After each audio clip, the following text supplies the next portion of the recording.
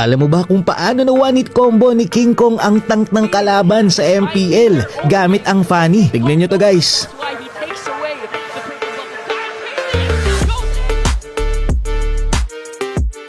goes in! You know what else King Kong do? Sa video ito, i-analyze at aalamin natin kung paano nga ba niya nagawa ito.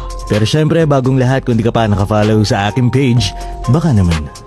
So ito ay nangyari sa MPL noong naglalaban ang Fnatic Onyx at ang Falcons AP Bren. Tignan nyo ang lumabas na damage sa isang combo lamang dito ni King Kong. O di ba napakarami agad? Grabe, paano nga ba niya nagawa ito? So kung may nagsasabi sa inyo na dahil sa level 15 kasi si King Kong, tapos level 10 lang etong si Ogwen, factor din yun. Pero malaking bagay pa rin ang ginawa dito ni King Kong na trick kay Fanny na magagamit mo din sa game. Pwede mong ma-apply. Pero bago tayo magpatuloy, shoutout muna kay King Kong. I-follow niyo siya guys, sobrang solid niyan. Ang lupit talaga mag-jungle niyan guys. At sa play na ginawa niya dito, nagulat pati yung casters. You know what else King Kong knows? What is King Kong rocking? So dahil hindi rin ako Fanny main, nagtanong-tanong ako sa mga Fanny users na kilala ko.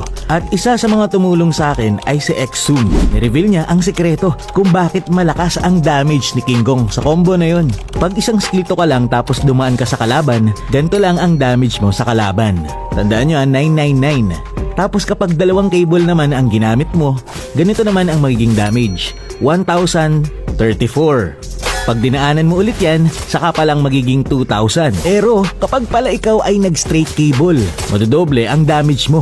Ayun isang beses ka palang dumaan, 2,000 na ang damage. Kitang-kita rin sa emblem na Warcry na dalawa agad ang stacks nito.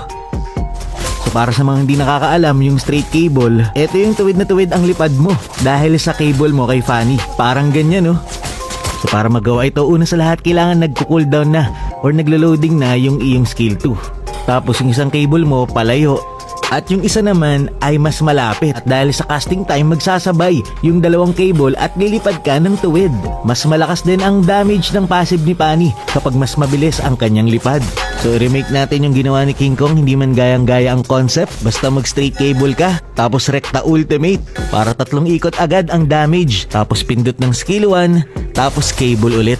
Pero yung kay King Kong dito siya bumuelo Pero yun nga, yung concept ganun pa rin dahil sa straight cable. At kailangan sobrang bilis ng iyong daliri. Nakailang try din ako dito para magawa. Pero yun nga, kapag nagagawa mo ang straight cable, malaki ang advantage mo. Talagang tatandaan, ang Fanny skill base yan. Kaya mag-practice muna bago ito gawin sa rank game, utang na loob. Yun lang for this video. Maraming salamat sa panonood and to God be the glory.